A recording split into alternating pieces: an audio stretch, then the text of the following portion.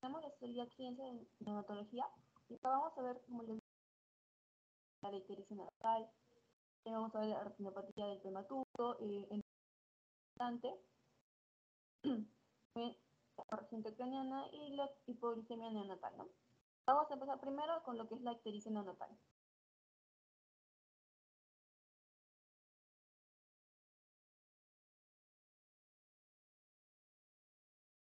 La ictericia se da por un aumento de la carga de la bilirrubina del hepatocito. Como se acuerdan, les mencioné que la vida media del glóbulo rojo en los nacidos prematuros o también en los neonatos es más corta que en general, ¿no? Entonces eso va a causar que haya más bilirrubina, y como sabemos, el producto que se produce cuando llega el fin de la vida media del glóbulo rojo es la bilirrubina, ¿no? Y de ahí se produce la bilirrubina directa y la bilirrubina indirecta. Bueno, lo que pasa en un neonato hay que hay un aumento de la carga de bilirrubina al hepatocito, hay disminución de la captación hepática de bilirrubina plasmática, hay una disminución de la conjugación de bilirrubina y una excreción defectuosa de la bilirrubina. Todo eso predispone a que este neonato haga ictericia, ¿no? Un aumento indirecto de la bilirrubina. Pero también debemos tener en cuenta que hay una ictericia fisiológica y una ictericia no fisiológica. Entonces, ¿cuál es la diferencia? La ictericia fisiológica tiene una aparición posterior a 24 horas de vida. Es menos de 14 a 21 días y el incremento de la bilirrubina sérica es menor de 5 miligramos de litro. La bilirrubina directa es menor de 2 miligramos de litro o menor del 20% de la bilirrubina total. Y la bilirrubina total es menor de 15 miligramos por decilitro en régimen término, ¿no? Recuérdense, la fisiológica se produce mayor a 24 horas de vida del neonato y la bilirrubina sérica es menor a 5 miligramos por decilitro al día. Entre estas ictericias también tenemos otro tipo de ictericia que es la ictericia, la reacción entre la ictericia y la lactancia materna. Esta puede ser por lactancia materna, que es precoz, o por la leche materna, que es tardía. En la lactancia materna hablan del procedimiento de la lactancia, ¿no? Y también la llaman una ictericia por no amamantamiento. Esta se produce por una pobre ingesta de leche materna, causando aumento de circulación enterohepática, lo que produce que se desconjugue más la bilirrubina directa a bilirrubina indirecta en el intestino. Y la bilirrubina indirecta es la más perjudicial en el neonato, ya que puede causar lo que es el kernícteros, ya que atraviesa la barrera hematoencefálica. ¿Se acuerdan que vimos el kernícteros la vez pasada y que tiene gran impacto en lo que es el sistema nervioso central? Y se da cuando hay aumentos muy elevados de la bilirrubina indirecta. En cuanto a la clínica de esta se dice post o por no amamantamiento, se puede pensar hay ictericia, pero también hay deshidratación con una hipernatremia, ¿no? Porque la deshidratación aumenta la osmolaridad y la hipernatremia por la deshidratación. Hay pobre ganancia de peso. Aparece en segundo o séptimo día. También en cuanto al manejo, como vemos que es por no amamantamiento y deshidratación, entonces lo que tenemos que hacer es rehidratación con leche materna o solución endovenosa. Además, se le debe indicar a la madre que debe mejorar su técnica de lactancia, ¿no? Y si en caso la ictericia o el valor de bilirrubina es muy alto, se va a proceder a hacer la fototerapia o oxigenotransfusión fisiológica. Esto vamos a ver la fototerapia o oxigenotransfusión, cuál es lo indicado según los valores de bilirrubina y el tiempo de vida del neonato en cuadritos que vamos a ver posteriormente. Después tenemos por leche materna o tardía. Esto es lo opuesto, ¿no? La etiología es mucha ingesta de leche materna y aumento de circulación enterohepática. Esto se produce, como su nombre lo dice, tardía, después de una semana de vida del recién nacido. Y en la clínica solo vamos a tener ictericia. Y recuerden que es la monosintomática después de una semana. Solo hay ictericia pasada la primera semana de vida del recién nacido. Y el manejo es continuar con la leche materna, pero no ya en exceso, ¿no?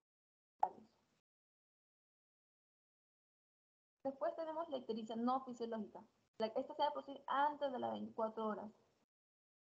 En cuanto a los criterios de riesgo para que se produzca esta ictericia no fisiológica, es un recién nacido menor de 35 semanas de edad gestacional, con bajo peso al nacer, menos de 2 kilos, una bilirrubina de 4 miligramos de litro en las primeras 24 horas de vida, ictericia en las primeras 24 horas y probable incompatibilidad ABO o isodisminución RH, que se acuerdan que vimos la vez pasada. La causa más frecuente de esta ictericia no fisiológica es la hemólisis, ya sea por una incompatibilidad de grupo o de factor. Acá lo que vamos a encontrar es presencia de hematomas, de quimosis, hepato y esplenomegalia, e intensidad de la ictericia va a ser mucho mayor, ¿no? Una forma para guiarnos cuánto es el valor de la bilirrubina sin medir por el laboratorio esa bilirrubina son las zonas de Kramer. Como ven en esta imagen, dependiendo hasta qué zona llegue la ictericia, vamos a estimar un valor de la bilirrubina.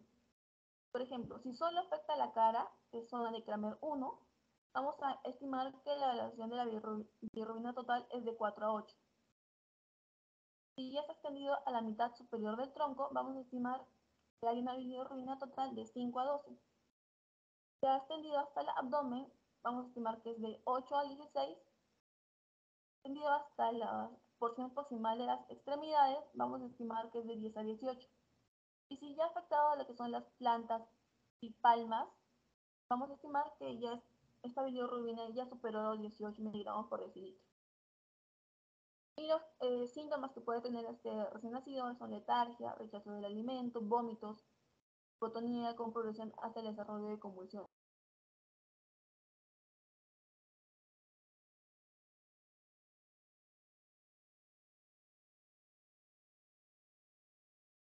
Bueno, ¿cuál sería el tratamiento de esta ictericia no fisiológica?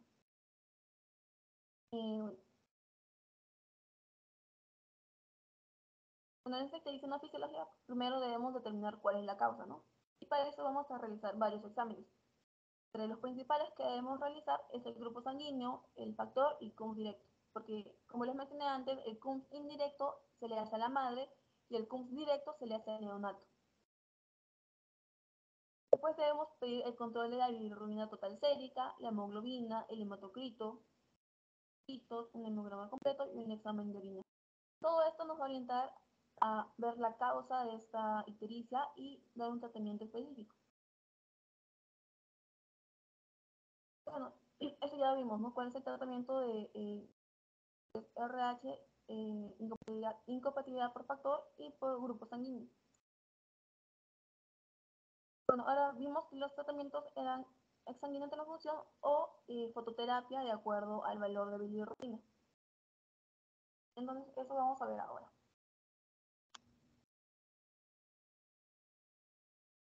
Para eso tenemos curvas.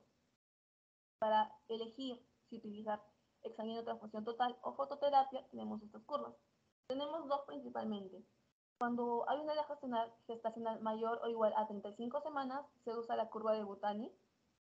Es esta. Una es para la fototerapia y otra es para exsanguíneo transfusión. Y también se va a usar lo que son las curvas de NICE. Como pueden ver, estas dos curvas nos ayudan a ver si elegir la fototerapia o la exsanguíneo transfusión. Acá lo que vamos a ver es que en las verticales tenemos el valor de bilirrubina total y en las horizontales las horas de vida del neonato. Y cruzando estos dos valores vamos a tener un punto en el cuadrito, ¿no? Y dependiendo de esto y en qué, debajo de qué línea o qué línea supere, vamos a darle el tratamiento. Por ejemplo, acá tenemos que se iniciará la fototerapia cuando los valores de bilirrubina se sitúen por encima de la línea correspondiente. Acá tenemos la línea de exsanguinotransfusión, acá tenemos la línea de si es un residuo mayor de 37 semanas y mayor de 2 kilos y medio, acá si es mayor de 31, si es de 31 a 36 semanas y es de kilo y medio a 2 kilos y medio. Esta de acá es la curva de menor de 31 semanas y de 1 kilo a 1 kilo 500 y esta de acá, la última, es si el recién nacido es menor de 1 kilo, ¿no? Y haciendo el cruce, vamos a ver cuál de estas supera, dependiendo de su edad gestacional y su peso, se le va a dar el tratamiento correspondiente. Estas son de fototerapia. Pues también tener en cuenta que si hay patología como hemólisis, Apgar menor de 6, sufrimiento cerebral, meningitis, un pH menor de 7.15, acidosis, más de 1 hora, una presión parcial de oxígeno menor de 40 miligramos de mercurio, más de 1 hora, tiene hipotermia con una temperatura celular menor de 37, más de 1 hora, proteínas totales menor de 45 o 40 en el prematuro, puede sumar 2 puntos a la bilirrubina total obtenida. Por ejemplo, si tenemos una bilirrubina de 10, tenemos alguno de esos factores, debemos sumarle 2 puntos más, o sea, sería una bilirrubina total de 12.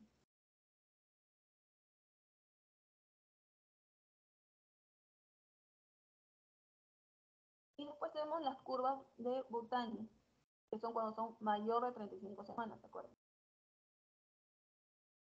Estas curvas van a ser dos. Una para lo que es fototerapia, indicación de fototerapia en recién nacidos mayor o igual de 35 semanas, y la otra es la indicación de exsanguinotransfusión en recién nacidos mayor de 35 semanas. Entonces, son dos curvas. Por ejemplo, tenemos un recién nacido que tiene 48 horas y tiene una bilirrubina total de 12. Tenemos el punto de en 48 horas y bilirrubina total de 12.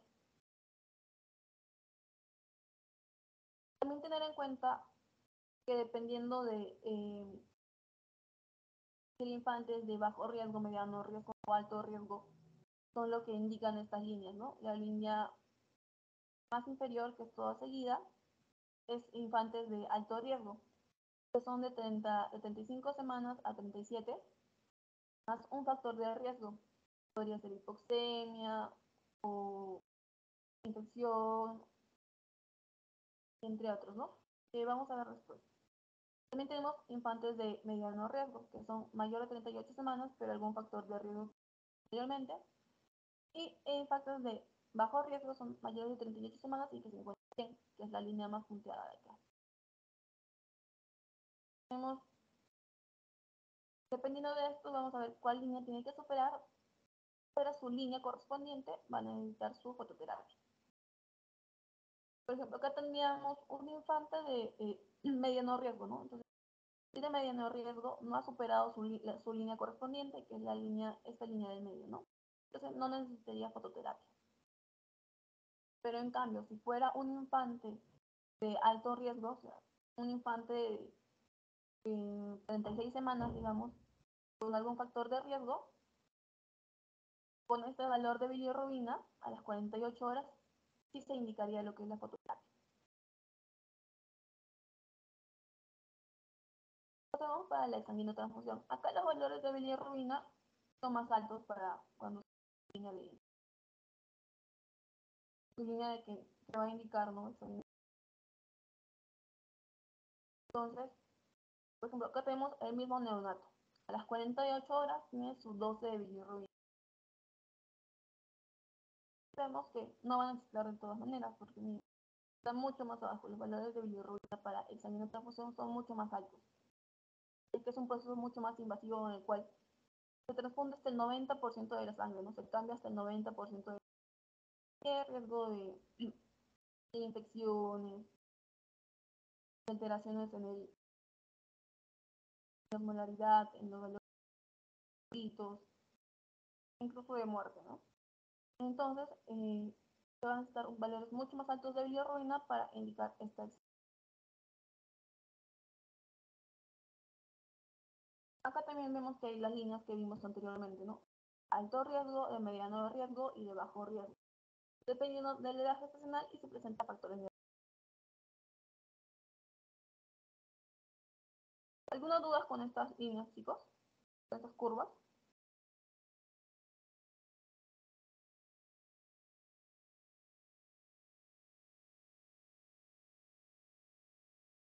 Entonces vemos que el manejo de la ictericia no fisiológica es la fototerapia o exsanguinotransfusión de acuerdo al qué curva supere, ¿no? Si se utiliza la curva de Butani o si se utiliza la curva de Nice. Y la exsanguinotransfusión se da principalmente en enfermedades hemolíticas, que son ácidos graves, ¿no? También Otro tratamiento sería la inmunoglobulina intravenosa. Hay otras terapias, pero no han demostrado efectividad en el tratamiento de la hiperbilirubinemia.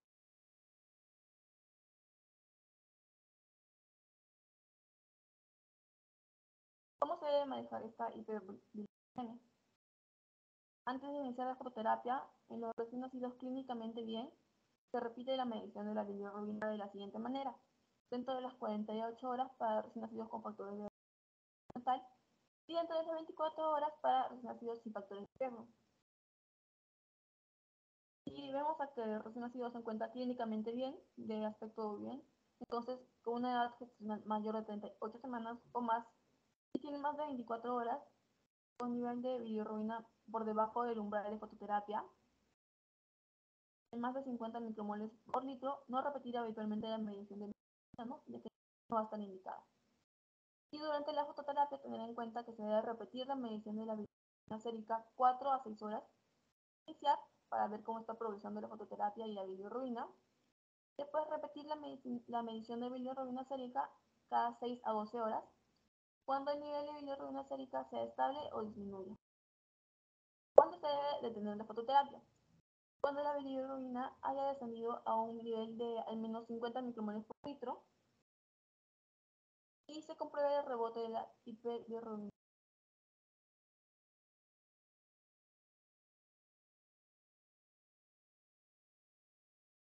También tener en cuenta que hay daños potenciales de este tratamiento, como daño potencial a la retina, incremento de las pérdidas insensibles, ¿no? Esta terapia es aumento de calor, ¿no? Y esto va a producir que haya un incremento. Y también puede causar en muchos casos lo que es deshidratación. También puede causar diarrea e intolerancia a la lactosa, elevación de la temperatura, tema transitorio, afección de la relación madre-hijo, ya que no va a haber este apego que se realiza normalmente, ¿no? Normalmente se deja a la madre y el niño juntos para que realicen el apego, para que se forme este vínculo, pero acá, debido a la ictericia del neonato, se va a llevar a un lugar especial para que realice. No se va a poder hacer el apego. También puede producirse el síndrome del niño bronceado. Estas son las complicaciones de lo que es la fototerapia. ¿Hay alguna duda, chicos, de este tema, de las curvitas? ¿O si les quedó claro?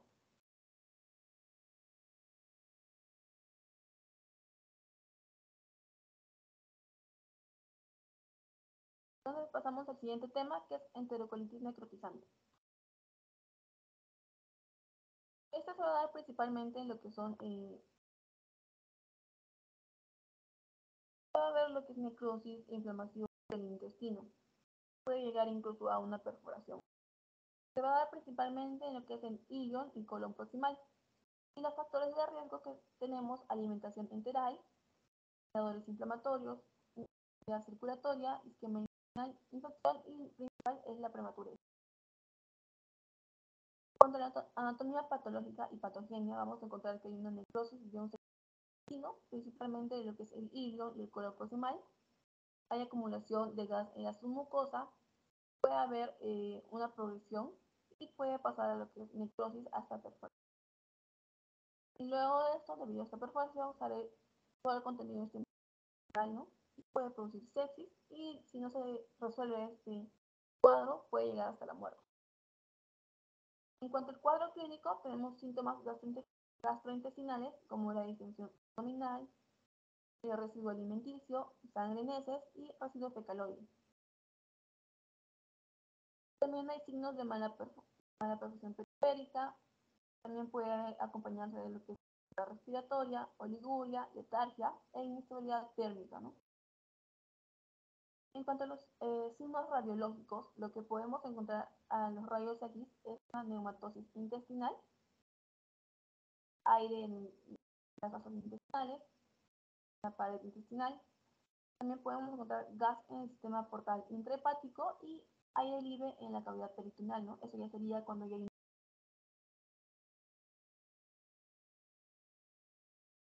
Y para la enterocolitis necrotizante tenemos los criterios de Bailey, que nos van a indicar si es una enterocolitis sospechosa, 1A, 1B, 2A cuando es confirmada, 2B cuando es confirmada y moderada, 3A cuando es avanzada y hay un intestino intacto aún, pero ya es grave, y 3B cuando ya es un intestino grave, ¿no?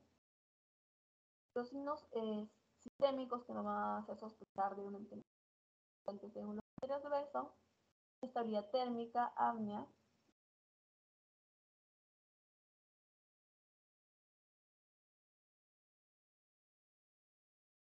Vemos acá que los signos sistémicos que nos van a hacer sospechar de enterocolitis necrotizante son inestabilidad térmica, apnea, bradicardia, letargia. Cuando los signos intestinales vamos a tener residuo gástrico, tensión abdominal leve, acompañado de lo que es vómitos o sangre oculta en heces. En cuanto a los signos radiológicos, vamos a encontrar que se puede estar normal o puede haber un hilio leve. En cuanto al 1B, vamos a ver que sospecha, tenemos los mismos signos sistémicos, pero en los signos intestinales ya vamos a ver abundante sangre en heces.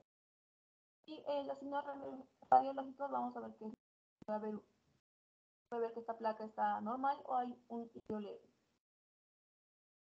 Pues tenemos enterocolitis confirmada, que es la 2A, pero es leve. Vamos a tener los mismos signos sistémicos. Y en cuanto a los signos intestinales, vamos a tener abundante sangre en heces, más ausencia de ruidos intestinales con o sin dolor abdominal. Bueno, esto ya nos va a indicar que hay una dilatación y un hilio un poco más grave y una neumatosis intestinal. Tenemos el 2B confirmada o moderado, ¿no? Vamos a tener los mismos signos sistémicos más una acidosis metabólica y una trombocitopenia. Además, en los signos intestinales se va a aumentar lo que es el dolor abdominal definido con o sin sensibilidad abdominal. En cuanto a los signos radiológicos, vamos a encontrar lo mismo que en el 2A, más gas en vena porta y también puede haber lo que es ascitis, ¿no? Después tenemos la enterocolitis necrotizante avanzada con intestino alto, grave. Acá vamos a tener los mismos síntomas y signos sistémicos previos, más hipotensión, bradicardia, apnea, acidosis mixta y coagulación intravascular diseminada. Además, en signos intestinales lo que se le va a aumentar son signos de peritonitis generalizada, abdomen muy doloroso y distendido. Y acá lo que ya vamos a ver es una ascitis. Y por último tenemos el estadio 3B, que es un grado. Lo que vamos a ver, esto lo que se va a aumentar es el neumoperitoneal, en cavidad peritoneal.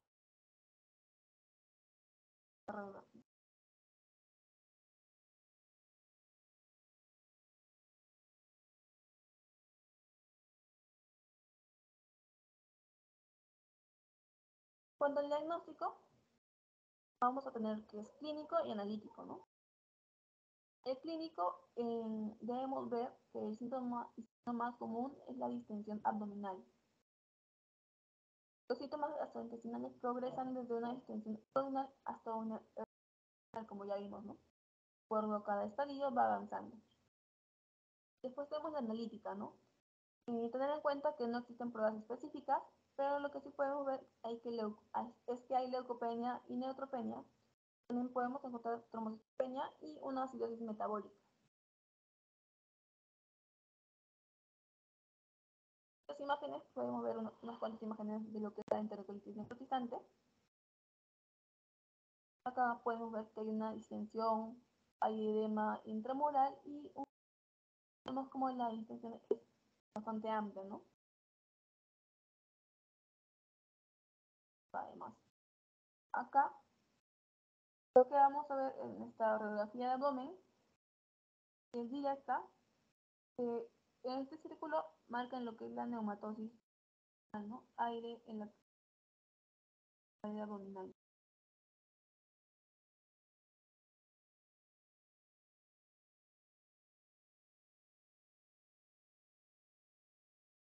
Acá vemos, ¿no? Vemos el aire. La neumatosis.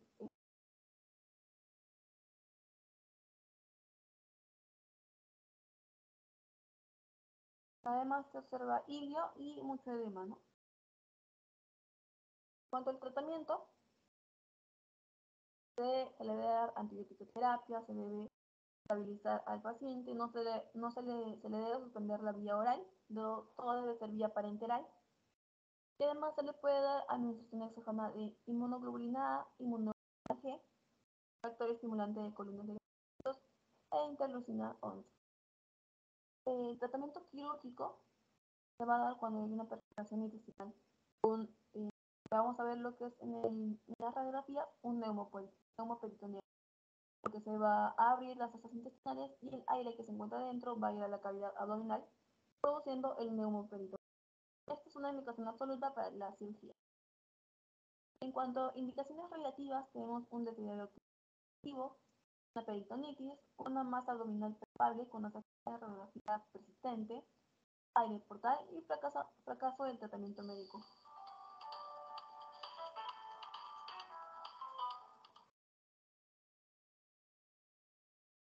También tener en cuenta que uno de los principales factores protectores para esta enterocolitis necrotizante es la lactancia materna, ya que a través de esto vamos a tener pasajes de inmunidad para producir una mejor respuesta a cualquier infección.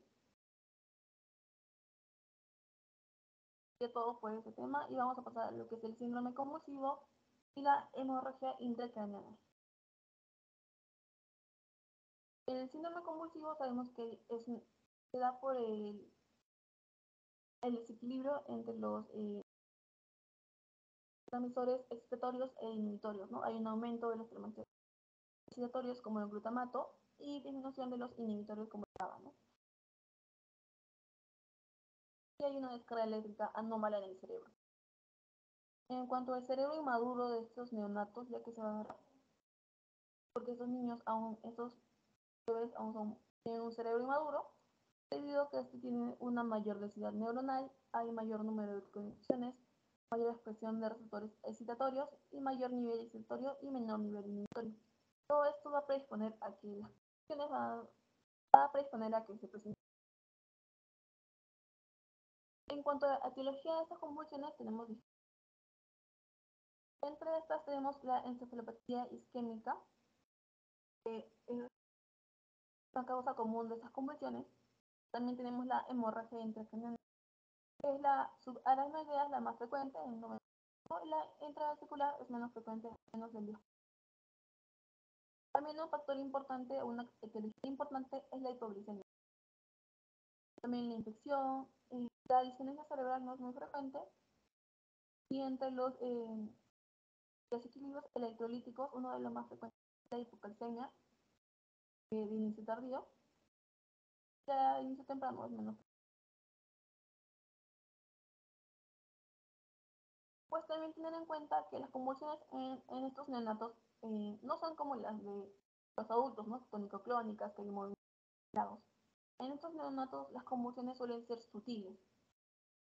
Pueden ser oculares, donde el bebito queda así normal, pero parpadea de forma permanente, ¿no? Oculares.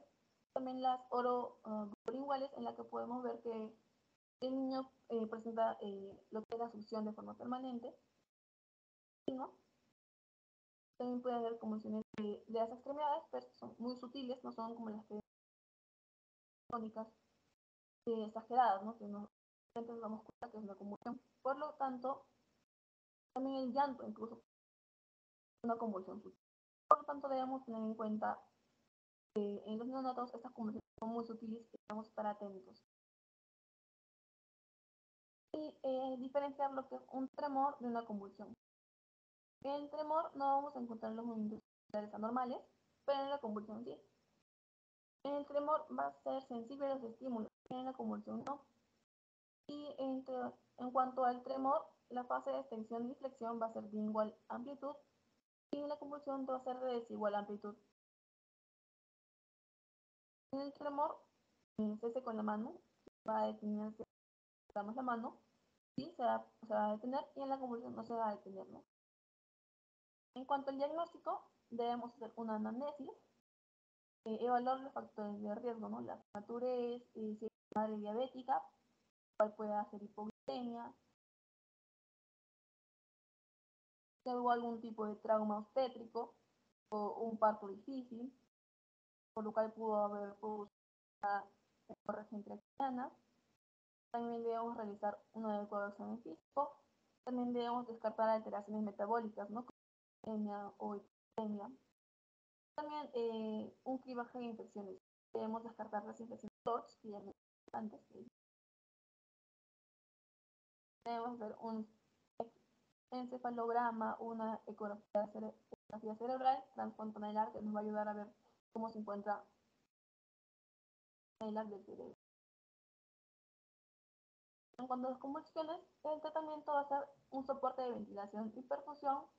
Debemos realizar la corrección de la metabólica severa, como hipotensión, hipocalcemia o déficit de insulina. Y el tratamiento anticonvulsivante de elección es el fenobarbital, ¿no? El tratamiento indicado en lo que es la convulsión orbital.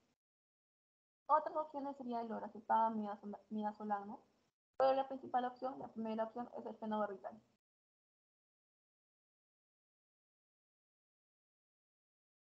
Después tenemos la hemorragia intracraniana.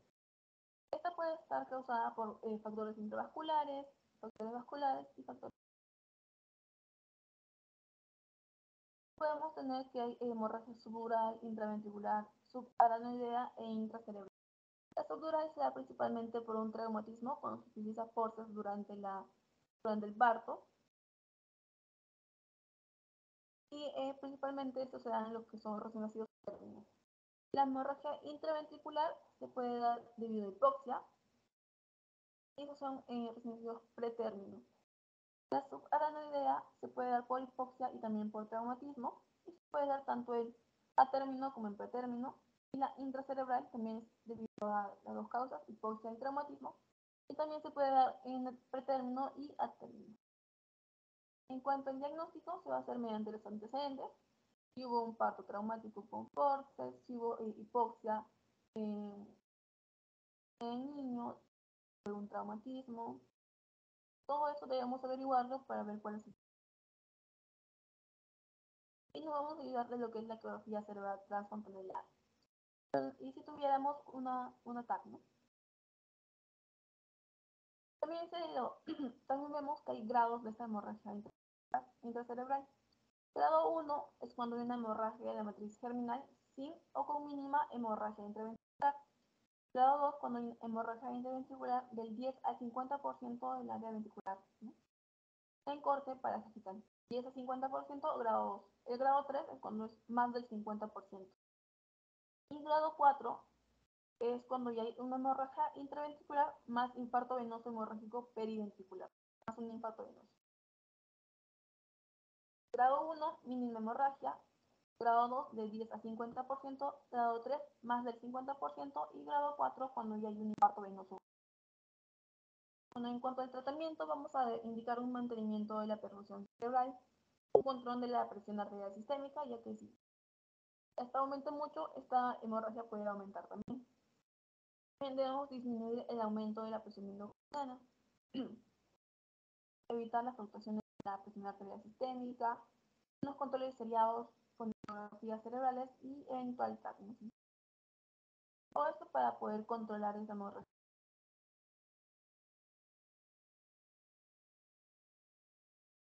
Después pasamos a lo que es la retinopatía del prematuro.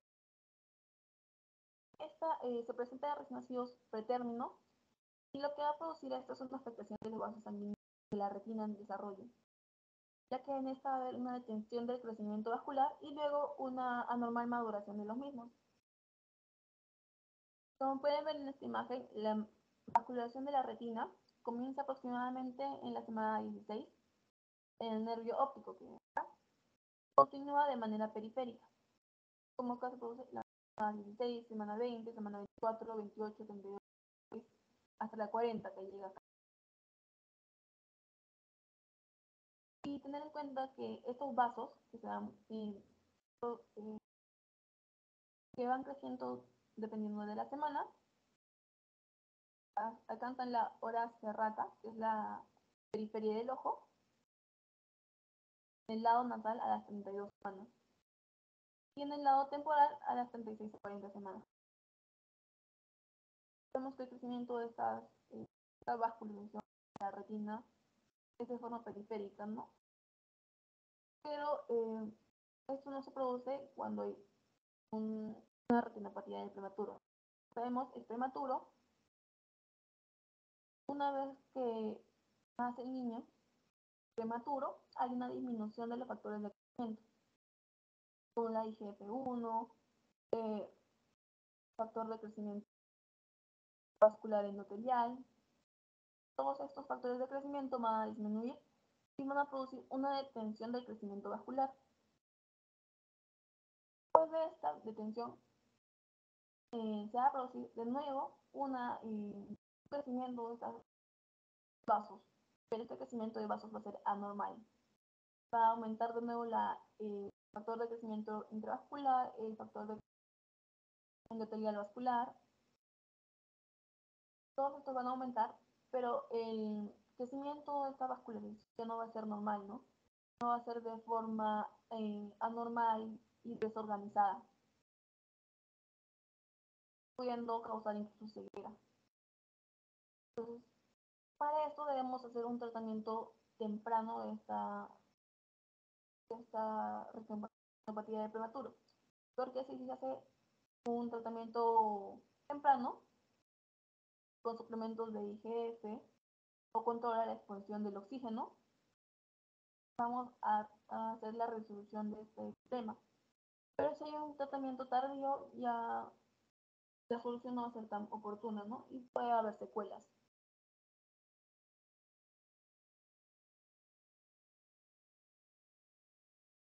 También tener en cuenta que para la clasificación internacional debemos tener 3 factores en cuenta: la localización, la extensión y la severidad. Cuando la localización, tenemos que la zona 1 es la más posterior, ¿tá? Que comprende lo que es el nervio óptico y la mácula, y es la zona de la visión aguda. Tenemos la zona 2, que es la intermedia, donde el crecimiento de los vasos se va a detener en lo que es la retinopatía del prematuro. Y la zona 3, que es la periférica, ¿no? Donde en los ojos normales también hay crecimiento vascular, pero en la retinopatía del prematuro no va a llegar a ver la vascularización, ¿no? Pues debemos tener en cuenta lo que es la extensión. Se va a expresar en horas de reloj.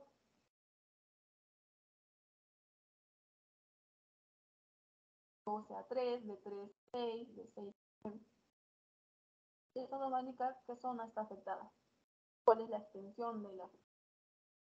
Después tenemos que tener en cuenta la severidad y nos vamos a guiar por los grados, ¿no? 0 es cuando hay una vascularización completa sin error. 1, si hay línea de demarcación. 2, cuando hay loma o cordón. 3, cuando hay una proliferación fibrovascular extrarretinal. 4, cuando hay un desprendimiento de la retina periférica. 4A, sin llegar a la mácula. Y 4B, cuando ya involucra la mácula. El 5 es cuando hay un desprendimiento total de la retina. También tener en cuenta que hay una enfermedad plus, que puede estar presentada en cualquiera de estos grados. Se va a dar por una incompetencia vascular progresiva.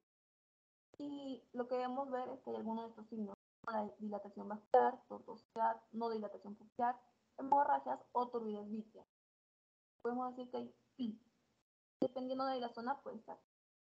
Dependiendo de la zona que afecta esta retinopatía del prematuro, puede estar en zona 1, de 3 a 6, y en severidad 4 cuando hay un desprendimiento de la retina, 4A sin llegar a la mácula, más plus si encontramos dilatación vascular, tortuosidad o hemorragias, ¿no? Así podemos denominar correctamente una retinopatía del prematuro.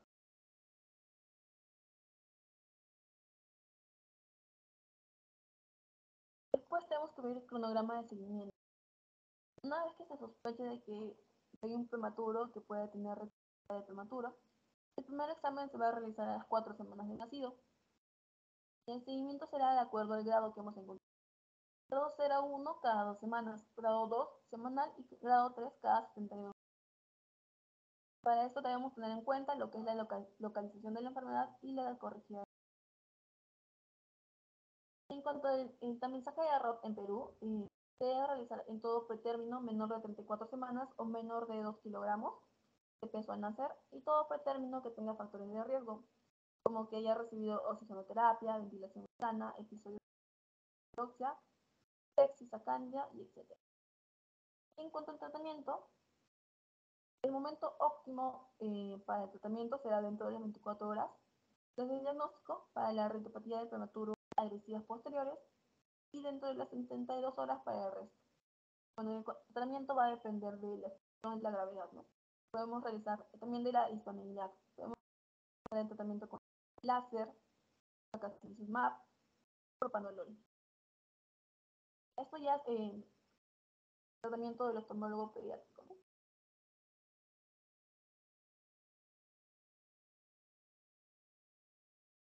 Vamos al tema de lo que es la hipoglicemia. Para la OMS, hipoglicemia es menor de 47 miligramos por decilitro, pero para la Academia Americana de Pediatría es menor de 45 miligramos por decilitro. En cuanto para el Consenso Europeo de Pediatría, tenemos que es cuando hay una glucemia menor de 50 miligramos por decilitro. Dependiendo de qué les pida, ¿no? Dependiendo de cuál de estas academias o institutos les digan, tenemos los valores de glucemia que nos van a indicar hipoglicemia.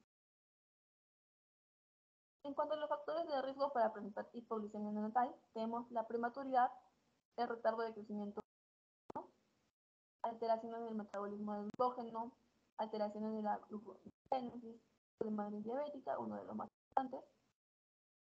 También es un recién nacido grande para la edad gestacional y también hay sepsis.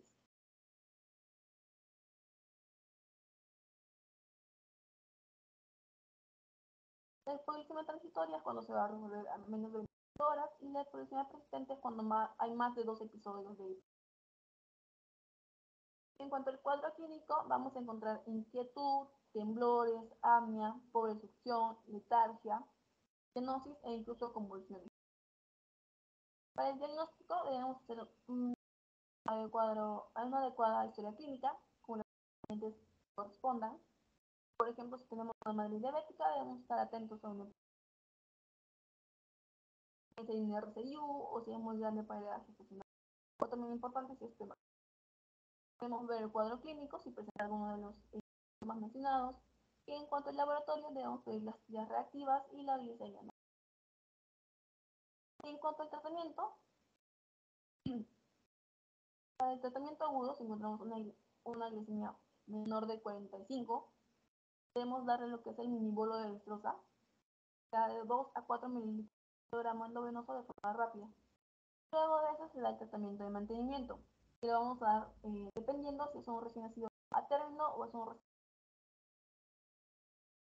Para eso vamos a utilizar lo que es el VIG. ¿Se acuerdan que vimos en la balance hidroelectrolítico, el VIG, de velocidad de infusión de la glucosa? Bueno, para eso nos va a servir, ¿no? Entonces vamos a darle esta velocidad de infusión de glucosa de 4 a 6 miligramos kilogramo minutos si es un recién nacido de término y de 4 a 6 si es un recién nacido pretérmino.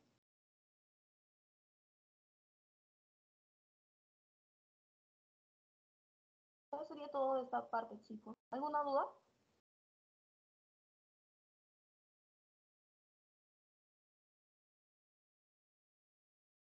Vamos a hacer un pequeño banqueo para ver, para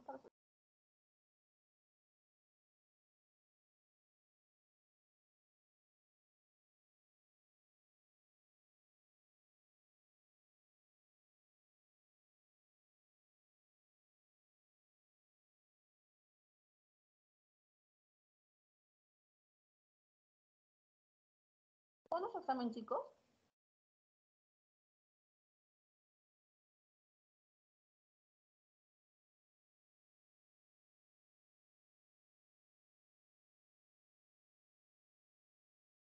Dieciocho.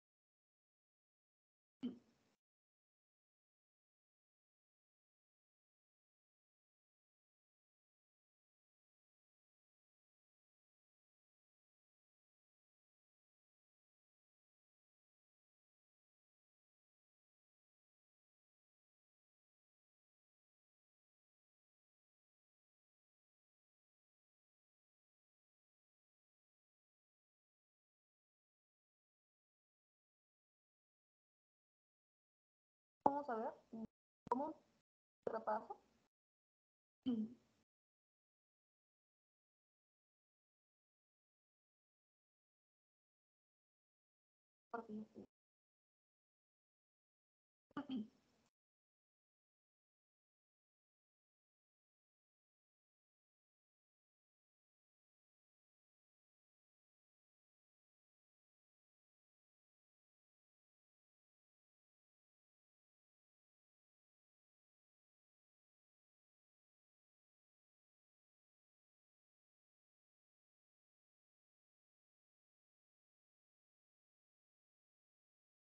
¿En mi pantalla? Sí. Entonces vamos a ver este examen de nato del grupo B. Pues la primera pregunta que nos hacen es: indique la proposición correcta respecto a la evaluación del AMDAT de recién nacido. Bueno, la primera opción es: incluye entre los signos a considerar la frecuencia respiratoria, y como se acuerdan, no está incluido. Quizá para determinar la edad gestacional, no. Para ver el estado general de recién nacido. Cita solo para recién nacidos patológicos o supuestamente patológicos, no. Esto es para todos los recién nacidos. Y se debe practicar en la época neonatal solo a los recién nacidos con dificultad respiratoria, no. Para todos los recién nacidos. Y bueno, la que es correcta se practica el primer, quinto y 10º minuto de vida. En cuanto a la hipoglicemia, de recién nacido en un tipo de manera diabética se presenta en las primeras 24 horas. Es precoz. Por eso debemos estar atentos a las primeras horas de vida de recién nacido. Si hay una madre diabética, debemos hacer un control riguroso de la glicemia de estos recién nacidos. La otra pregunta es: se recibe un recién nacido de 3 kilogramos 400 con llanto enérgico y buen tono muscular. ¿Cuál es el siguiente paso? Entonces, tenemos un recién nacido de buen peso al nacer, supongo que es a término, y con un llanto enérgico y buen tono muscular. Entonces, todo nos indica que el recién nacido está bien. ¿Y cuál es la primera opción, el primer paso que debemos dar en este recién nacido? Grupo de toma de grupo sanguíneo, eso no, eso ya después. Toma de hemoglobina, no. Peso y talla, eso vimos que era después. Y lo que debemos hacer es secarlo y colocar en contacto materno piel a piel, ¿no? Recuerda que dijimos que debemos secarlo con toallas calentadas previamente, y una vez que estén secos, cuando estamos secándolos los podemos poner en el abdomen de la madre mientras los secamos, y una vez ya secados se los da a la madre, ¿no? Para que realicen este contacto materno piel a piel, ¿no? Para que se pueda producir el apego. Después vemos cuál de los siguientes parámetros está incluido en la escala de Silverman-Anderson. Acá tenemos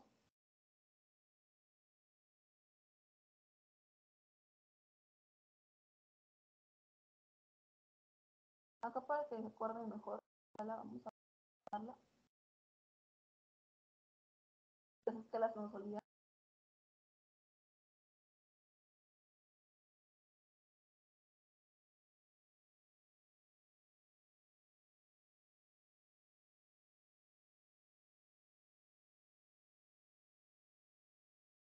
Aquí se recuerdan esta escala que vimos en las enfermedades respiratorias de recién nacido.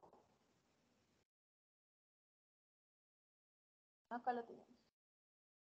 Pueden ver el PPT, ¿verdad?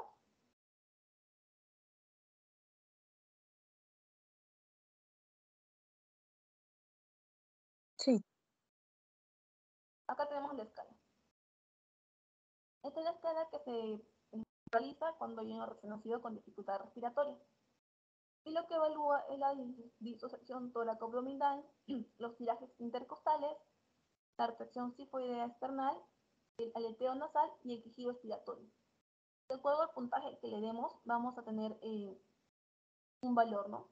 Desde 1 a 3 hay una dificultad respiratoria leve, de 4 a 6 hay una dificultad respiratoria moderada, y 7 a 10 cuando es una dificultad respiratoria. Y 0 puntos es cuando no hay dificultad respiratoria. Acá nos preguntan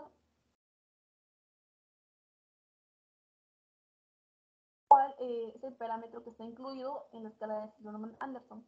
El tono, los reflejos, la frecuencia respiratoria, el color no están incluidos. Si está incluido el tejido respiratorio, ¿no? ¿Cuál de las siguientes afirmaciones es considerada como un telediagnóstico para ictericia patológica de recién nacido? Acordémonos que esta ictericia patológica se da en las primeras 24 horas con un valor alto de bilirrubina, que es mayor de 14. Y el estado general no va a ser bueno, entonces, podemos ver, puede estar letárgico, puede haber vómitos. Acá, las opciones que nos dan es el estado general es bueno, falso, es más intensa entre el tercer y cuarto día de vida, esto es falso, esto nos indicaría lo que es una ictericia fisiológica. Dura de alrededor de un mes. Esta sí es porque, bueno, si no se da tratamiento, puede durar hasta un mes, ¿no? Porque la fisiológica, acuérdense que es de corta duración y rápida. Pero si ya es permanente y de larga duración, ya pensaríamos que es una patología. La cifra de bilirrubina total suele ser inferior a 13 miligramos por decilitro, ¿no? Se acuerdan que tiene que ser mayor. Y las orinas son normales, ¿no? Pueden ser, como ictericia, que pueden ser más colúricas, ¿no? ¿Cuáles otros medicamentos se utilizan en reanimación neonatal? Esto no lo vimos, pero el que se utiliza en reanimación neonatal es la solución salina. Esto es lo que acabamos de ver, ¿no? Para el tratamiento del cuadro convulsivo en neonatos debe usarse lo que es el fenobarbital como primera opción. Y acá nos señale cuál de las siguientes respuestas es correcta en relación a la poliglobulia de recién nacido. Eso lo vimos como policitemia, ¿no? Si policitemia hay un aumento del hematocrito, hay rubicundez, hay mayor predisposición a lo que es la ictericia, ya que como hay mayor cantidad de hematocrito, de glóbulos rojos, entonces al haber mayor cantidad de glóbulos rojos, también hay más, el producto de esta descomposición es la bilirrubina, ¿no? Entonces, hay aumento de glóbulos rojos, también hay aumento de bilirrubina, y este aumento de bilirrubina lo que va a causar es ictericia. Bueno, ¿cuál es correcto? Se asocia a palidez, ¿no? Que se asocia a rubicundez. Previene la ictericia neonatal, falso. Hay un mayor predisposición a lo que es ictericia. Puede ocasionar cardiopatía congénita, ¿no? Y cuando el hematocrito es mayor a 65 se debe iniciar fototerapia, ¿no? No tiene nada que ver el hematocrito mayor a 65 con la fototerapia. Lo que vimos que el tratamiento de elección era la exsanguinotransfusión parcial, ¿no? Y dependiendo del valor. Si había valor 65 sin síntomas clínicos, no se debería dar tratamiento aún, es un manejo expectante. Pero si hay mayor de 65 de hematocrito con síntomas ya presentes, sí se debe iniciar la exsanguinotransfusión parcial. Lo que sí, cuando ya había un hematocrito de 70%, sí se le daba lo que es la exsanguinotransfusión, a pesar de no tener síntomas o no, igual se le daba la exsanguinotransfusión parcial. Acuérdense que es parcial. Entonces, lo que sí sería la opción correcta es el aumento de la viscosidad, ¿no? Ya que hay un aumento del hematocrito, esto va a aumentar la viscosidad sanguínea. Después tenemos cuál de estas decisiones en la edad neonatal repercutirán en disminuir la anemia lactante. Clampaje precoz del cordón umbilical, esto es falso, es todo lo opuesto. Para evitar la anemia lactante se debe dar un clampaje tardío del cordón umbilical. De hierro oral desde el nacimiento, eso no ha habido, no ha habido que disminuya la anemia neonatal del lactante. Evitar la episiotomía, no tiene nada que ver. La episiotomía es cuando se realiza, digamos, en el canal del parto, en la zona de la vagina, se aumenta el diámetro de este canal del parto al hacer un corte, ¿no? En la vagina posterior, el perineo. El colecho tampoco tiene nada que ver. Lo que sí es muy importante para evitar lo que es la anemia lactante es la lactancia materna. Por eso se indica siempre la lactancia materna exclusiva, ¿no? A pesar, Es uno de las estrategias de más bajo presupuesto, pero tiene un gran impacto en el neonato, ¿no? Después señala la localización del cefalomelanoma neonatal. Eso ya se acuerdan, siempre lo vemos, es entre el óseo y el hueso. Tenemos recién nacido de 37 semanas de edad gestacional con peso de percentil en 15. ¿Cuál sería su clasificación neonatal para su edad gestacional? Acá tenemos 37 semanas y está término. Y recuerdan que de 15 a 95 está en un adecuado peso al nacer. Menor de 15 bajo peso, mayor de 95 y es grande para la gestacional. Entonces, acá tenemos que está en el percentil 15, está en el límite. Un recién nacido a término con un peso adecuado. Entonces, tenemos un recién nacido presenta taquimia en la radiografía del tórax y se observan imágenes vasculares pulmonares prominentes, diafragma aplanado y líquido en las fisuras. No hay hipoxemia, hipercamia o acidosis. Entonces, un recién nacido sin dificultad respiratoria, pero que tiene líquido en las fisuras, ¿no? ¿Cuál de las siguientes enfermedades es más probable? De todas estas, la que nos indicaría, o sería más probable, ya que no hay hipoxemia, hipercapnia o acidosis, ya que la displasia pulmonar tiene gran afectación, la enfermedad de membrana hielina también, aspiración del y el neumonía, todos van a presentar dificultad respiratoria. En cambio, la taquimia transitoria de recién nacido, esa es la más benigna, podemos decir. Esa es la que correspondería con la clínica que presenta acá.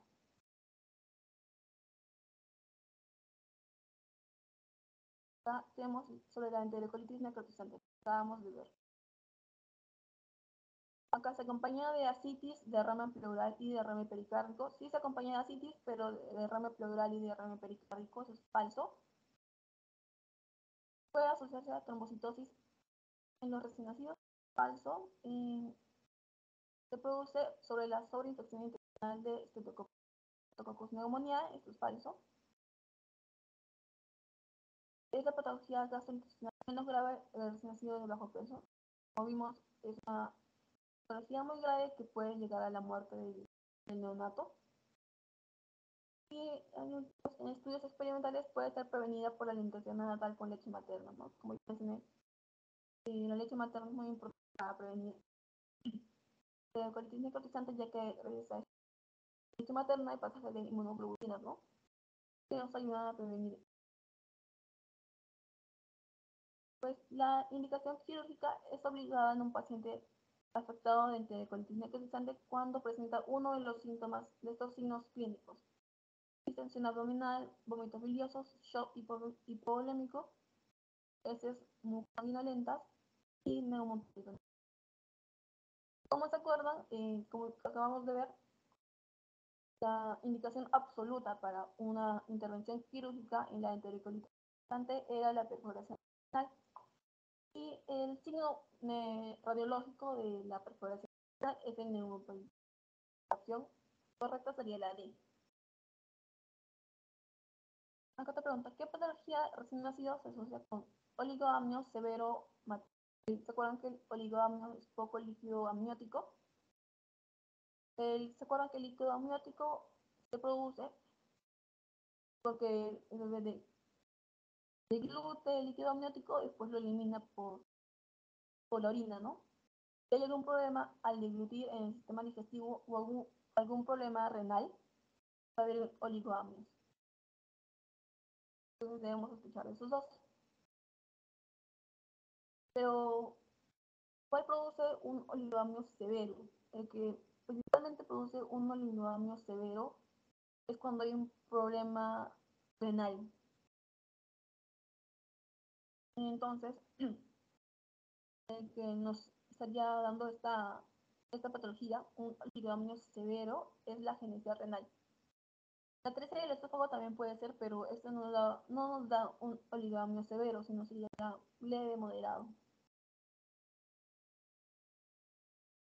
Bueno, después acá tenemos la asfixia perinatal, se caracteriza por, y se acuerdan que vimos hipoxia, hipercamia y acidosis, ¿no?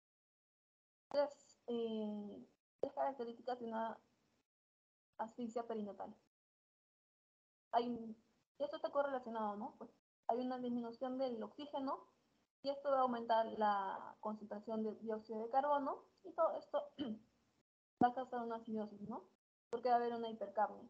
Al aumentar el CO2 va a causar una acidosis. El medicamento indicado para la profilaxis y la enfermedad hemorrágica de recién nacido. Hemos visto bastante. Recuerdan que para la profilaxis ocular le damos eritromicina y para la enfermedad hemorrágica se da vitamina K. Se da intramuscular. Sabemos la opción es E, eritromicina y vitamina K. De los siguientes, el factor más relacionado con el retardo de crecimiento intrauterino tipo simétrico es la... Recuerdo que acá les mencioné que en el crecimiento intrauterino precoz y de tipo simétrico, la causa más frecuente, más importante, era las infecciones TORCH. Son las infecciones que tenemos. La respuesta. 19. En un residuo a término con asfixia, la infusión de glucosa más adecuada a administrarse es... Bueno, acá se acuerda que vimos que el BIG de la infusión, velocidad de infusión de glucosa, que acabamos de ver hace poco,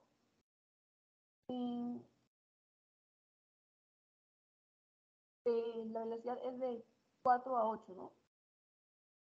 Vemos que acá, el que está indicado acá, el 8 es el que, porque todos los demás sobrepasan 25, 12, 12.5 y el 3 ya es muy bajo. ¿Cuál de los siguientes antivirales se utiliza en el neonato nacido de una madre con el virus de la inmunodeficiencia humana? Esto vamos a repasarlo. ¿Recuerden?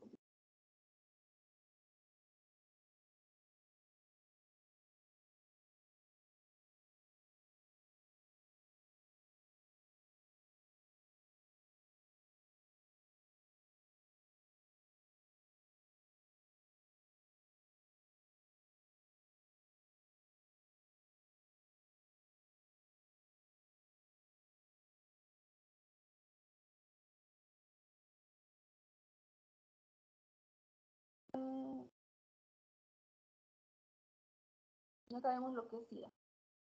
Recuerden que les mencioné que en SIDA hay tres escenarios. El primer escenario es una gestante con VIH diagnosticada durante la atención prenatal o con diagnóstico previo que no recibió targa. Entonces, en la madre, lo que se le debe indicar es su terapia antirretroviral desde las 12 semanas de gestación. Después, en el manejo del parto, se debe hacer una cesárea electiva, a menos que haya una carga viral menor de 1000 copias. Se puede indicar lo que es el parto vaginal. Además, si ya se presenta la madre con una dilatación mayor de 4, entonces ya está indicado un parto vaginal.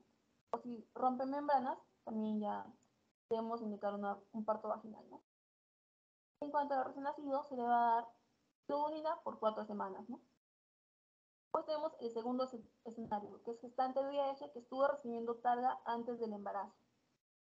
Entonces se le dan las mismas recomendaciones del escenario 1, pero si hay una carga viral mayor de 1000 copias, la terapia de recién nacido será del acuerdo al escenario 3.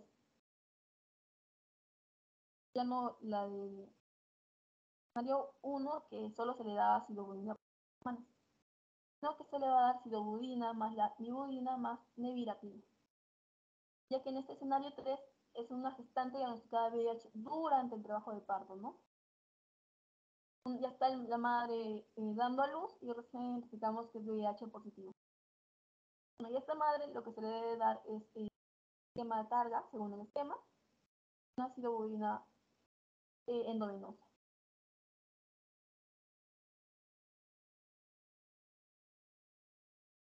Con eso ya podemos responder esta pregunta. Entonces acá nos preguntan cuál de los siguientes antivirales se utiliza en el neonato nacido de una madre con el virus de la inmunodeficiencia humana. Sabemos que la única opción es la acidobudina. Después, neonato de 36 semanas de gestacional, 24 horas de vida, se presenta desde hace pocas horas después de su nacimiento de quimia, el basal, acciones inter y subcostales y ligeras cianosis. Pues en la radiografía de tórax encontramos un pulmón hiperinflado con diafragmas aplanados, refuerzo iliar y líquido en cinturas. ¿Cuál es la actitud adecuada? Vemos que tiene insuficiencia respiratoria, ¿no? Entonces, primero insuficiencia respiratoria que se le debe dar su oxigenoterapia.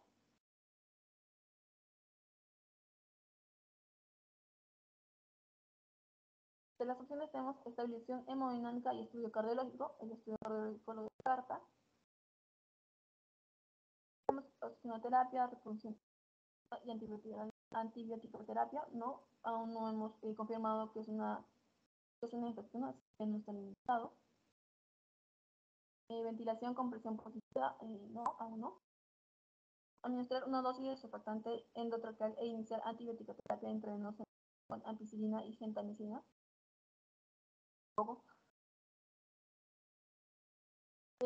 Oxigenoterapia analítica y observación. Acá estaríamos pensando en lo que es 24 horas de vida, presentó este cuadro de insuficiencia respiratoria con líquido en cisuras, entonces podemos estar pensando lo que es una apnea, una taquimia transitoria de recién nacido. Y lo que indicaríamos es una oxigenoterapia analítica y observación. Como vemos, la edad gestacional no es tan grave y 24 horas de vida que estaríamos en una apnea transitoria de recién nacido. Acá, como se acuerdan, lo indicado era oxigenoterapia analítica y observación. ¿Cuál es la conducta que usted adopta en un RN a quien encuentra en el examen físico? Una formación quística blanquecina, localizada en mucosa palatina, presenta una succión enérica y se encuentra en buen estado general.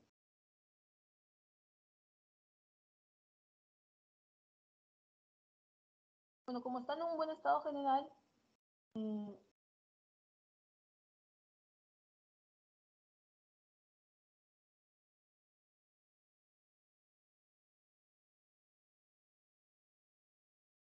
el buen estado general lo que podemos hacer, en la mayoría de los casos, cuando encontramos en recién nacidos algo anormal, manejo es importante ya que en muchos de los casos este puede desaparecer. La respuesta sería expectante, ¿no? Porque la extirpación ya es un tratamiento muy agresivo para un recién nacido, ¿no? En aplicación tópica de bicarbonato no tiene nada que ver, antibióticos tampoco tiene que ver, antimicóticos. Ya que esto es algo congénito, ¿no? Que podemos esperar que desaparezca con el pasar del tiempo, ¿no? Y si ya cuando es un poco más grande sigue sin desaparecer, así ya podríamos indicar lo que es una. Pero si es aún muy pequeñito y podemos ver, esperar a ver cómo se desarrolla esta formación quística, el manejo sería expectante, nada más. Pues tenemos un niño de 17 días alimentado con lactancia materna exclusiva. Consulta porque realizar una deposición cada 5 o 6 días con esfuerzo, pero de consistencia blanda. ¿Cuál sería nuestra actitud? ¿Se acuerdan que vimos esto en el tema de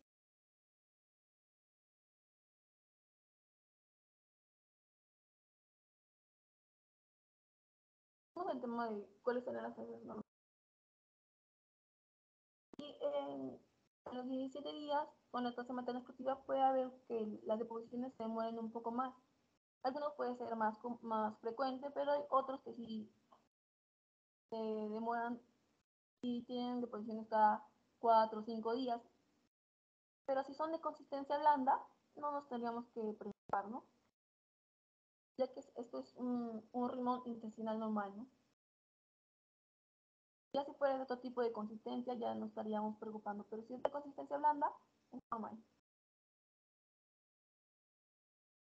Después tenemos un recién nacido de 36 semanas con 2.000 gramos de peso, cuya gestación se acompaña de polindramios, vómitos verdosos desde el nacimiento con escasa distensión abdominal y con ausencia de deposición. ¿Cuál de los siguientes diagnósticos de atresia le parece más probable en el punto? Ah, sí.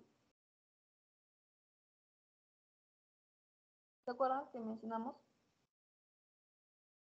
si tiene vómitos verdosos de nacimiento y escasa distensión abdominal, lo que estaríamos pensando es una atresia de duodeno, ya que no hay deposiciones, fue acompañado de polidramios, ya que no podía deglutir polidramios. Entonces sospecharíamos que lo más frecuente es una atresia o atresia de duodeno, ¿no? Pues, ¿cuál de las siguientes es el denominador de la tasa de mortalidad neonatal en una población estimada? Acá es el número de nacidos vivos por año. Ese que va abajo, ¿no? Arriba va el que es el número de muertes por año y entre el número de nacidos vivos por año. Eso es el número de mortalidad neonatal en una población estimada.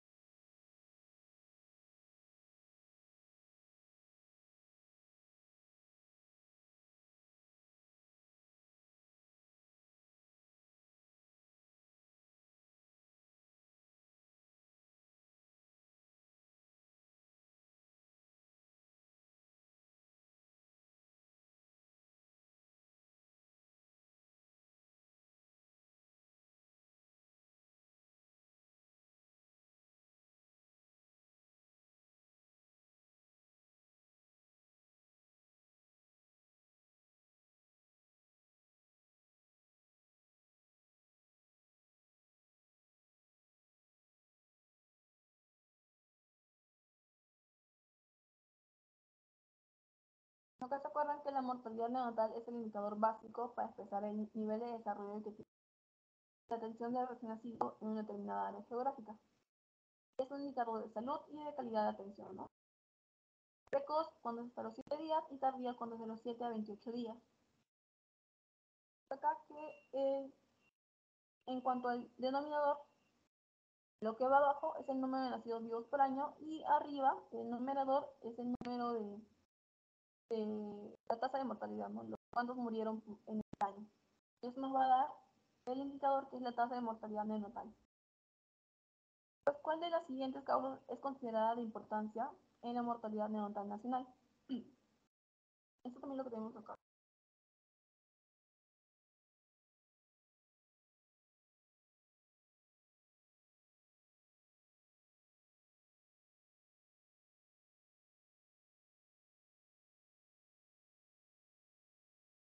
¿No se acuerdan que entre las causas de mortalidad neonatal tenemos la prematurez, la, la sepsis, las infecciones, sepsis, y esas son las principales, ¿no? Prematurez, infecciones, sepsis y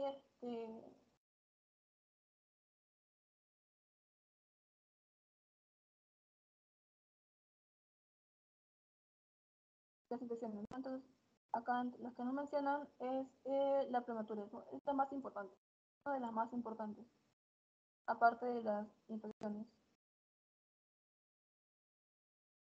Para 25, dentro de las anomalías congénitas de la pared abdominal está el onfalocele y la gastrosquisis. Ambas entidades son defectos de la pared. ¿En qué se diferencian? Acá se acuerdan que en el onfalocele había un saco peritoneal que recubría el contenido, ¿no? Que estaba protuyendo. En cuanto a la gastrosquisis, no, era solo eh, el contenido salía, pero no había nada que lo recubriera.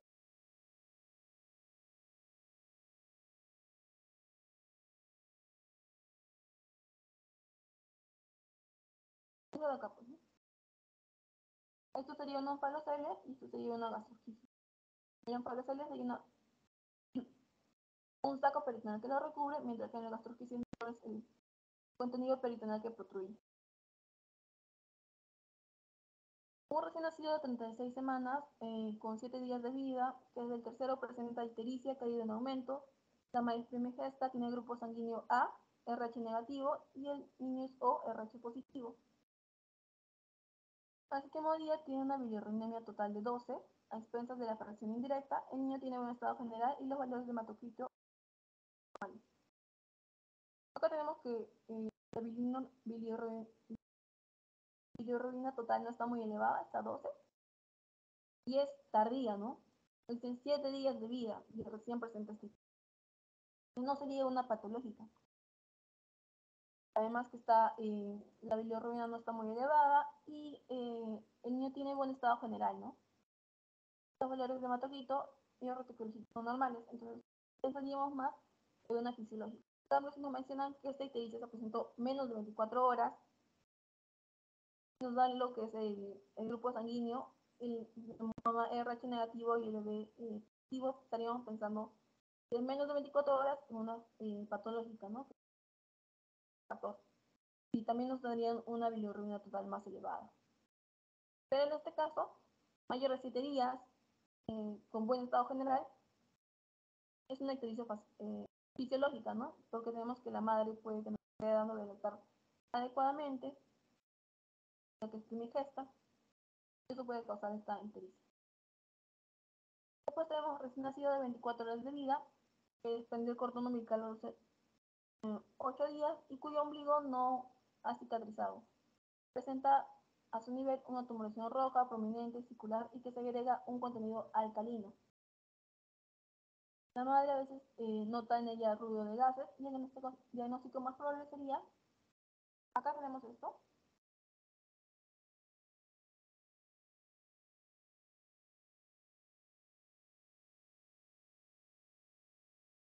acá se acuerdan, vimos que la persistencia del conducto ónfalo-mesentérico es una fístula que suda sustancia de pH alcalino, materia fecal. Alcalino es la materia fecal, una persistencia del conducto ónfalo-mesentérico. Pero si nos dicen un líquido amarillento transparente de pH ácido, similar a la orina, eso sería persistencia del conducto del uraco. Acá nos mencionan que es alcalino, ¿no? Con ruido de gases. Entonces, lo que pensamos es una persistencia del conducto ónfalo-mesentérico. Acá tenemos un prematuro de 32 semanas. En la hora presenta una disnea progresiva con cianosis y tiraje. En la radiografía y un patrón de vidrio esmerilado y broncograma aéreo. A pesar de la ventilación, el oxígeno y los antibióticos continúan mal. ¿Qué terapia añadir en primer término? Bueno, acá tenemos un recién nacido pretérmino. Y a la hora de nacido ya presenta una línea progresiva con cianosis y vidrio esmerilado y broncograma aéreo. Entonces, lo que pensamos es una enfermedad de membrana hialina. Y como se acuerdan, la enfermedad de membrana hialina se da en prematuros porque no hay un adecuado surfactante. Vamos a ver acá.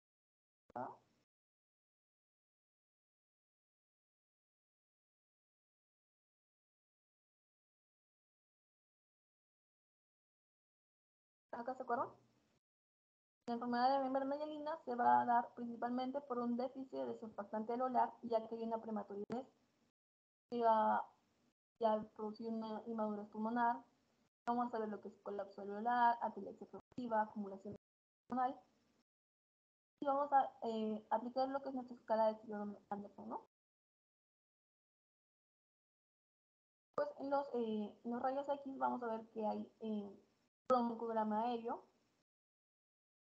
Y más grave vamos a ver imagen reticular, programa aéreo que es muy visible.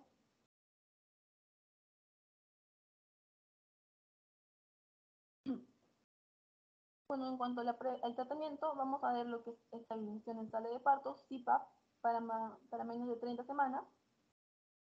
Y acá importante, es surfactante natural de rescate, que es el Corazac 200 miligramos. Aparte de nuestra oxigenoterapia, lo que debemos darle eso es lo que principalmente le falta a un prematuro, ¿no? Entonces, acá el tratamiento sería surfactante. Después tenemos, señale cuál de las siguientes anormalidades podría explicar el distrés respiratorio en un prematuro.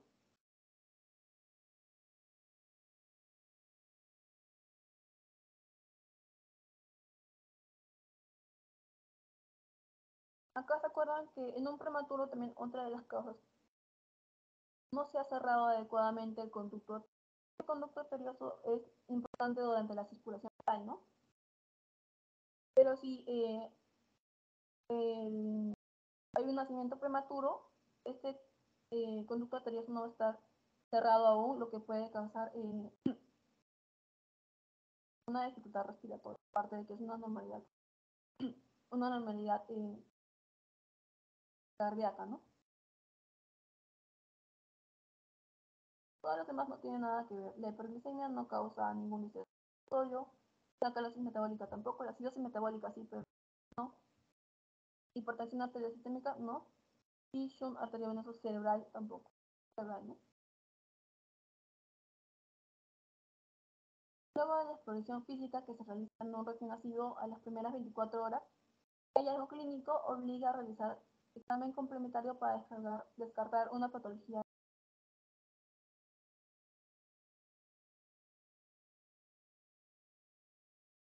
Aunque el tema tóxico era normal, la fontanela normotensa normal, mancha mongólica puede ser normal, edema palpebral bilateral también puede ser normal, pero lo que sí no es normal es el mechón en pelo en zona de zona lumbosagra, ¿no? Ya que un problema como espina bífida o entre eso deberíamos hacer más exámenes para ver, podemos ver si hay presencia de espina bífida, ¿no? La 33.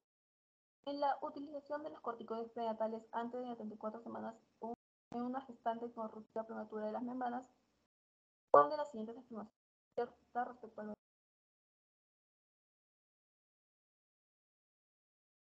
¿Recuerdan que vimos eso? Acá también está, ¿no? Que los corticoides se daban antes de que nazca el bebé cuando hay un probable parto prematuro, eran indicados para la maduración pulmonar. La respuesta correcta acá es que disminuye la aparición del estrés respiratorio del recién nacido, ya que aumenta la maduración pulmonar.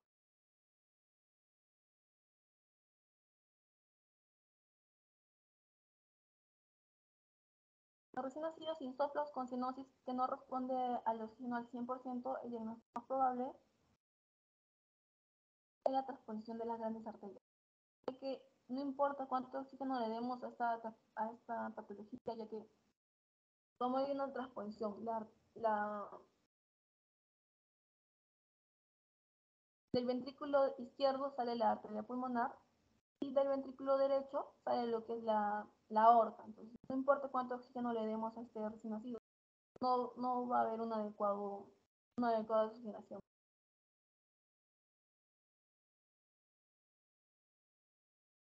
RNA terminó con retraso del crecimiento intrauterino y microcefalia en las primeras 24 horas, presenta ictericia, petequias y petequias. Tiene una bilirrubina total de 12 y tendría de 2.5. El hemograma se constata con trombocitopenia, CUMS directo es negativo. La tomografía axial computarizada cerebral se observa calcificaciones periventriculares. Acá la respuesta nos da las calcificaciones periventriculares. ¿Se acuerdan que lo que más asocia a eso es una infección congénita por citomegalovirus? Todo lo demás es para distraernos, ¿no? Porque al inicio podríamos pensar que nos están hablando de un síndrome hemolítico, una enfermedad hemolítica de recién nacido. Pero nos dicen que el CUM directo es negativo, ¿no? Entonces lo que sí nos da la respuesta son las calcificaciones periventriculares, que son principalmente citomegalovirus. Vemos acá neonato de 17 horas trasladado desde un centro de salud sin cuidados intensivos, embarazo con diabetes gestacional, parto espontáneo, cefálico, ruptura de membrana de 19 horas, antes con líquido claro. Edad gestacional de 36, exploración física se observa mal estado general, dolor terroso de la piel, cianosis acra, taquimia, el nasal, relaciones tejido, una frecuencia cardíaca de 150, frecuencia 80, buena ventilación bilateral, se palpa hígado a 1 centímetro, llanto agudo, hipotonía generalizada. Presión de 47. ¿Cuál sería la sospecha? Acá lo importante que nos mencionan acá es la ruptura de membranas de 16 horas. ¿Se acuerdan que uno de los principales factores de riesgo para una sepsis temprana era la ruptura de membranas prolongada, que es mayor de 18 horas? Acá tenemos un recién nacido con mal estado general,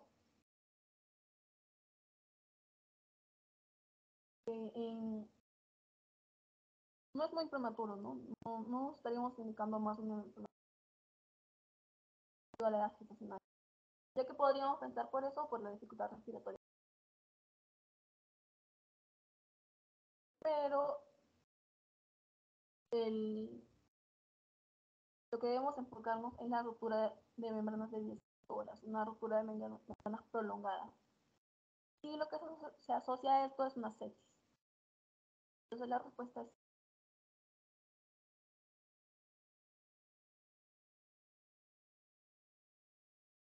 pues tenemos un prematuro de 900 gramos de 27 semanas.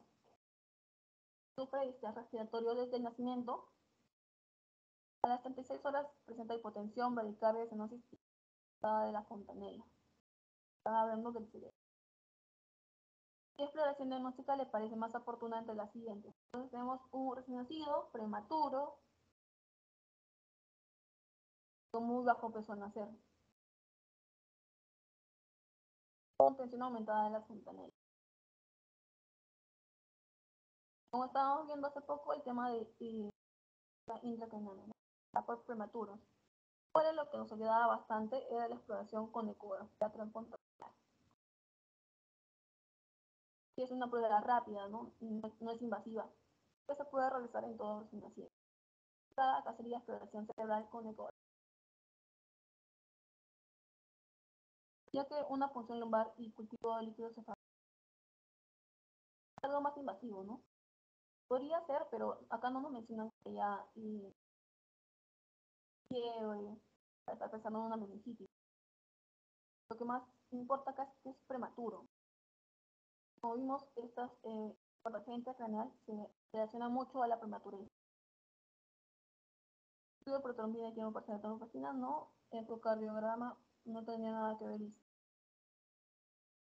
Corazón, análisis de sangre roja y plaquetas. Lo más importante acá es una ecografía cerebral transfontanelar, que sería de mucha ayuda para ver qué hemorragia, qué tipo de hemorragia hay en el. ¿Cuál de las siguientes preguntas de riesgo perinatal está incluido en el nuevo manual de RCP perinatal de octava edición? Ya, esto lo vieron en el seminario, ¿no? La pregunta es cuál es el plan de manejo del coronavirus. Antes no estaba esto, pero ahora sí. Además, ¿cuál es el plan de alimentación materna? Es un no, sabemos que siempre es lactancia materna exclusiva, temperatura materna tampoco, presentación de recién nacido tampoco, estado materno del COVID-19. Acá la pregunta que está incluido es el manejo del cordón umbilical. ¿Recuerdan que es clampaje tardío? Si no hay ninguna complicación, te va a dar un clampaje tardío. Pero si hay algún tipo de complicación y el recién nacido necesita RCP, ni bien se nace recién nacido y se corta, ¿no? Para realizar el RCP. Durante la reanimación neonatal, luego de los pasos, ¿cuáles son los signos que deben evaluarse? Allá es el esfuerzo respiratorio de la frecuencia cardíaca. Un neonato de 24 horas de edad, ¿cuál de los siguientes patógenos podría causar meningitis? Eso lo tenemos en un cuadrito, pero es la listeria monocytogenes. ¿Recuerdan que vimos un cuadro de eso? A ver,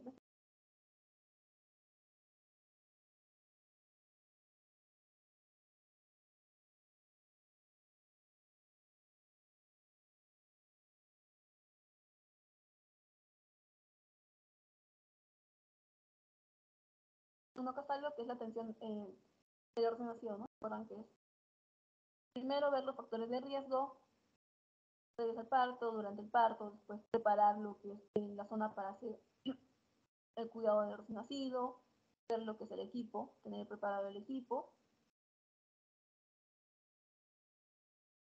Una vez recién nacido, que nazca el recién nacido, primero prevenir la pérdida de calor cuando lo secamos con toallas húmedas precalentadas, proceder a hacer el contacto precoz, que se lo ponen mientras se lo seca, se lo ponen en el abdomen o en el pecho de la madre para ver ese contacto precoz, y después se realiza el pensamiento tardío, ¿no? Que es 1 o 3 minutos. Después de eso, de los tres principales, ya se procede a hacer lo que es identificar al neonato con su brazalete, hacer las profilaxis ocular con la eritromicina, la profilaxis de la hemorragia con la vitamina K, pues se revisa el cuidado del cordón umbilical, cuentan los vasos y se le pone una gota de alcohol etílico a 60% y se cubre con gas estéril. Después de eso recién se realiza la somatometría, se lo pesa y talla, se revisa el examen físico completo.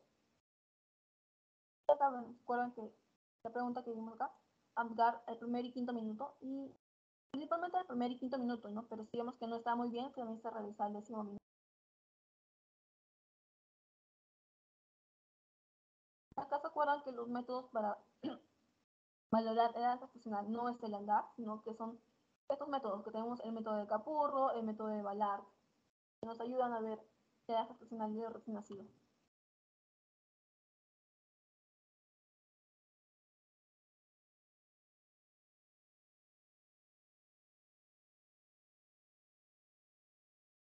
Eso sería todo, chicos. Espero que les haya ayudado.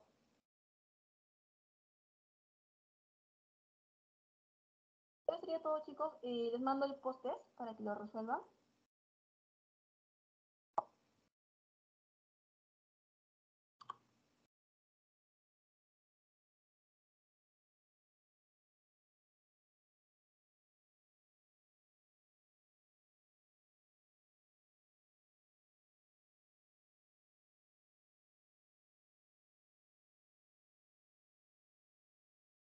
Listo, ya se los mandé.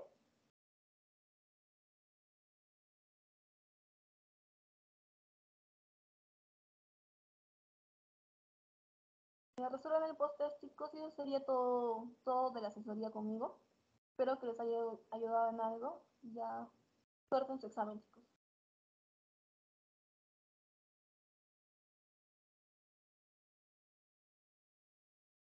Gracias, María Jesús. Bien, chicos, cuídense. Suerte en su examen, que les vaya bien.